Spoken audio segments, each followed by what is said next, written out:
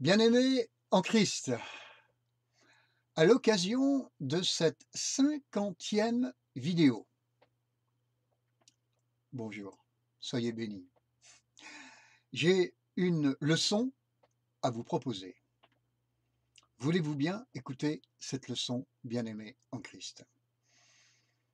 Le contenu de cette leçon va consister à prendre une précaution indispensable pour faire face aux temps qui viennent. Nous sommes, bien-aimés, fin janvier 2022. Et à l'occasion de cette vidéo numéro 50, euh, je me rends compte que ça fait presque 2 ans que j'ai commencé ce travail de vidéo. Je dirais que quand une œuvre est de Dieu, elle a tendance à durer. Elle peut éventuellement avoir des interruptions, mais c'est pour mieux rebondir. Tout est dans le fait de bien savoir écouter le Saint-Esprit. Bien savoir écouter le Saint-Esprit. À cette fin, quand on est jeune, et même peut-être un peu moins jeune, il faut veiller à ne pas se couper de ses aînés, qui eux sont des pères et des mères. Bien-aimés, voyager dans la vie chrétienne sans eux est plutôt passablement risqué. Si vous n'en avez pas ou plus, partagez ce sujet avec le Seigneur. J'ai eu des aînés, personnellement. J'ai beaucoup appris avec eux. Amen. Puis, je ne les ai plus vus, sans que ce soit de mon fait, je précise. Attention. J'ai alors continué sans eux, comme Élisée, sans Élie, son père spirituel. Épisode que vous trouvez dans 2 Rois, chapitre 2, versets 11 à 14. Et comme pour Élisée, Dieu m'a soutenu. C'était l'heure que je devienne moi-même un père. Ceci ne se décrète pas par l'intéressé, mais par Dieu lui-même, qui est le Dieu de notre histoire et de nos circonstances.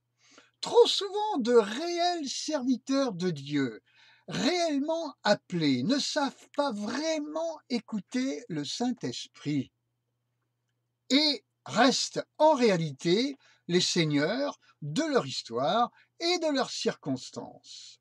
Il leur faut du temps pour apprendre.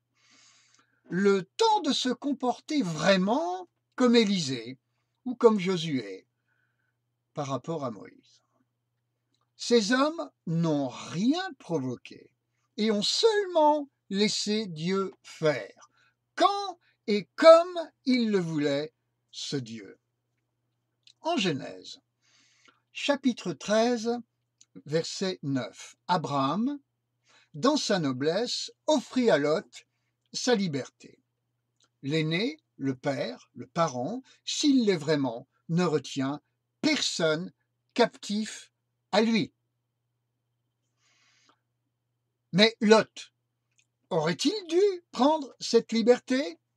On voit au verset 11, toujours du chapitre 13 de la Genèse, que Lot choisit. Et la suite démontre que non, il n'aurait pas dû prendre sa liberté, cette liberté que Abraham lui offrait, Abraham n'étant pas un contrôleur.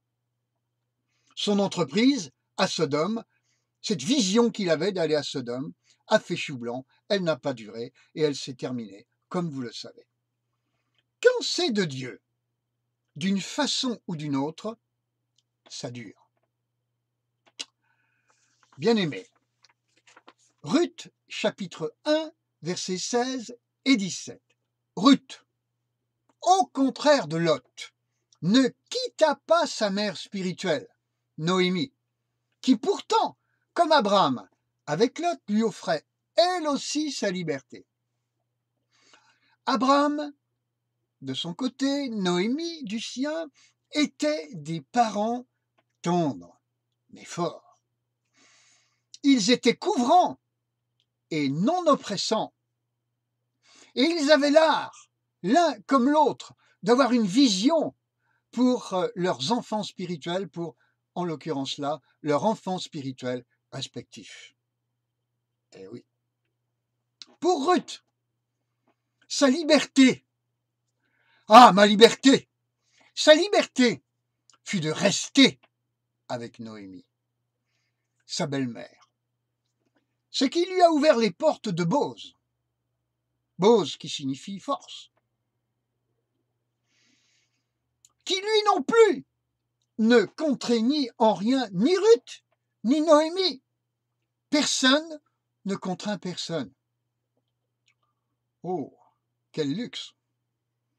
C'est pas toujours dans cette ambiance-là que les communions spirituelles se déroulent dans nos églises et ailleurs.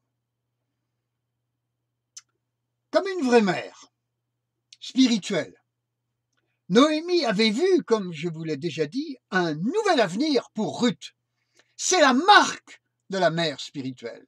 C'est la marque du père spirituel. Résultat, on retrouve Bose et Ruth dans la généalogie messianique de Jésus-Christ. Vous l'avouerez avec moi, c'est un résultat passablement luxueux, pour ne pas dire glorieux. Alléluia. Si vous êtes, bien-aimés, si vous êtes père et mère dans le Seigneur, c'est que vous avez des enfants qui vous sont fidèles. C'est le cas? Si c'est le cas, où sont-ils? Vous les voyez. Si vous peinez à répondre à ces deux dernières questions, êtes-vous père et mère? Si vous êtes enfant, jeunes gens en Christ, selon la première épître de Jean, au chapitre 2, les 4 âges spirituels, vous reverrez. Si vous êtes enfants, jeunes gens en Christ, où sont vos parents en Christ? Où sont-ils? Si vous peinez à répondre à cette question, allez le dire au Seigneur, qui est toujours prêt, qui est toujours là, toujours prêt à vous écouter. Avez-vous fait comme Lot, par hasard? Dans l'affirmative, si vous avez fait comme Lot, revenez sur vos pas et retournez à vos parents. Vous avez précédé l'heure de Dieu pour vous. Si sincèrement vous êtes seul, orphelin spirituel, dites-le au Seigneur, qui pourvoira à tous vos besoins, selon sa richesse et avec gloire. Philippiens, chapitre 4, verset 19. Pourquoi, dans cette vidéo numéro 50, je vous dis ces choses? Luc, chapitre 17, verset 28. Parce que Jésus dit qu'il en sera comme au temps de Lot, qui était seul à Sodome. Pardon. Aujourd'hui, beaucoup de sincères enfants de Dieu sont comme Lot, seuls à Sodome. Lot sentait bien le climat ambiant de Sodome.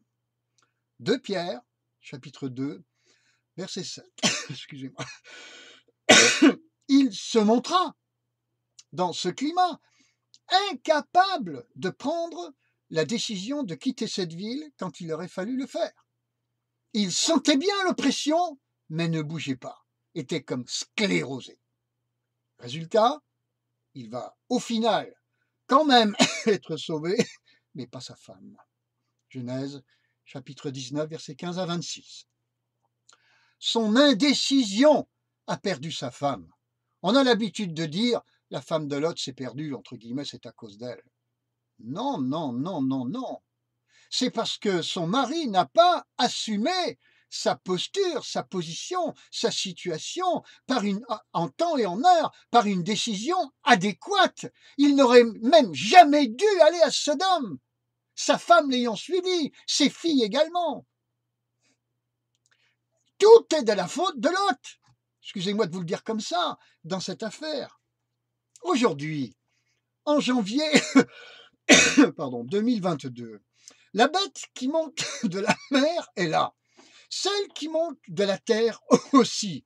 Sodome est là à nouveau, et l'Église est faite de nombreux Lots, exposant leurs femmes et leurs enfants, qui sentent bien la toxicité du climat actuel, mais n'envisagent pas de quitter Sodome.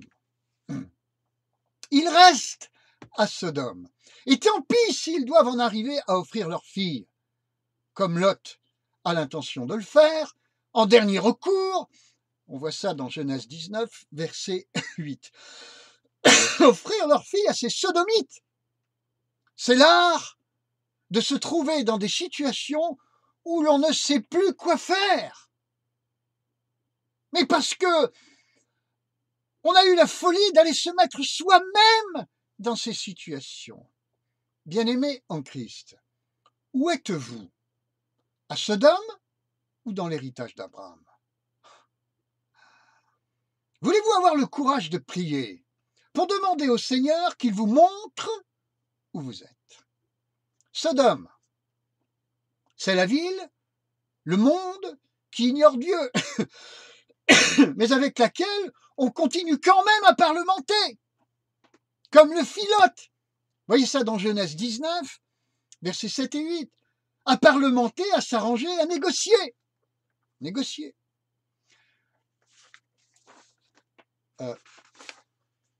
C'est la ville à laquelle on continue de se soumettre, non sans confiance, une certaine confiance, alors qu'elle est animée par les deux bêtes d'Apocalypse 13, et totalement au service de l'Antichrist, ce mystère de l'iniquité.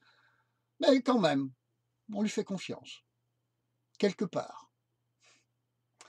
Enfant de Dieu, Lot avait Abraham. Et vous, êtes-vous, sans jeu de mots, moins bien loti que Lot? Abraham avait tout ce qu'il fallait pour se prémunir de Sodome. Et Sodome n'a pas posé de problème à Abraham. Beaucoup d'enfants de Dieu sont intoxiqués par Sodome. Réveillez-vous, bien-aimés. Réveillez-vous. Dieu, dans sa bonté, a un Abraham pour vous, une Noémie pour vous. Si vous aviez quitté votre Abraham, votre Noémie, ses parents spirituels, repentez-vous et prenez la décision maintenant que le fils prodigue avait su prendre malgré la folie qui fut la sienne à un moment donné. Vous trouvez cet épisode dans Luc chapitre 15, 11 à 32. Bien-aimé, c'est l'humble leçon qui se trouve sur mon cœur et mon esprit à l'occasion de cette vidéo numéro 50. Avant d'aborder la suite de cette année 2022. Je veux vous le dire franchement, yeux dans yeux, vous avez intérêt à écouter cette leçon. Vous avez intérêt à aller voir le Seigneur et à régler cette affaire. Vous avez vraiment intérêt à le faire pour éviter de vous trouver dans cette situation où Lot s'est trouvé. Ah, il a été sauvé comme au travers du feu. Oui, oui, sauvé quand même. Oui, oui. C'est le problème des épreuves. Ah, il y a des épreuves, elles viennent du Seigneur. C'est incontestable. Il y en a d'autres, elles viennent du diable. C'est incontestable aussi. Ce sont des attaques.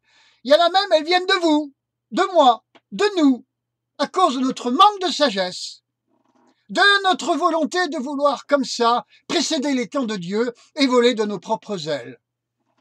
Et puis à un moment donné, on se les fait couper, nos ailes. Et vous connaissez la suite. C'est l'histoire de Lot. Vous pouvez éviter pour vous l'histoire de Lot. Et je vous le souhaite de tout mon cœur, d'avoir cette sagesse de le faire, compte tenu des temps en cette fin janvier 2022 vers lesquels nous allons. Franchement, mes amis, je vous le dis sincèrement et de tout mon cœur, réfléchissez-y et que le Seigneur vous bénisse, qu'il vous conduise. Que vous ayez, comme je l'ai déjà dit dans les quelques vidéos précédentes, les bonnes oreilles, les bonnes antennes. Et pour avoir de bonnes oreilles et de bonnes antennes, croyez-moi, il faut quelque chose en plus, c'est l'humilité. Ah,